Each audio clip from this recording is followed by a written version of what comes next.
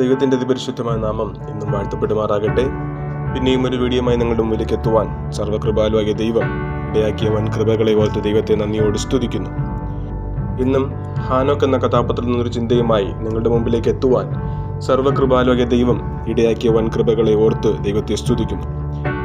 ഇന്ന് നാം ചിന്തിക്കാൻ പോകുന്നത് ഹാനോക്കും ഏലിയാവും വീണ്ടും ഭൂമിയിൽ വന്ന് മരണം വരിക്കുമെന്നതിനെ കുറിച്ചാണ്.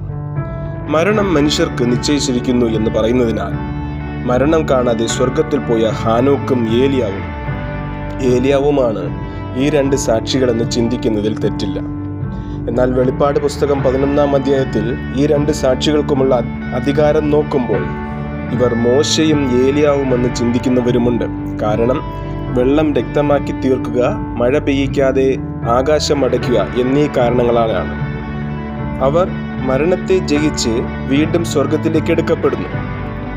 അന്തിക്രിസ്തുവിന്റെ കാലത്ത് പീഡിപ്പിക്കപ്പെടുന്ന യഹൂദന് ദൈവത്തിന്റെ സാക്ഷ്യം നൽകുവാനായി മുമ്പ് ദൈവസേനയിലേക്ക് കയറിപ്പോയ പ്രതിനിധികളായ ഹാനോക്കും ഏലിയാവും ഭൂമിയിൽ വന്ന് കൊല്ലുകയും അവരുടെ ശവം 3.5 ദിവസം മഹാനഗര വീഥികൾ കിടക്കുകയും ചെയ്യുന്നു. അവർ ക്രിസ്തുവിന്റെ സാക്ഷികളും പ്രവാചകന്മാരുമാണ്. കർത്താവിന്റെ പുനരാഗമനത്തെ ആത്മാവിൽ ദർശിച്ചുകൊണ്ട് ഹാനോക്ക് പ്രവചിച്ചതായി ഇവിടെ രേഖപ്പെടുത്തിയിരിക്കുന്നു.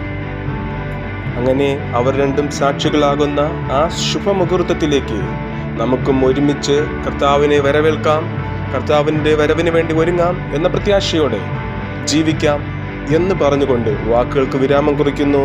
സർവശക്തനായ ദൈവം കർത്താവിൻ്റെ വരവിന് വേണ്ടി നമ്മെ ഓരോരുത്തരെയും ഒരുക്കുമാറാകട്ടെ.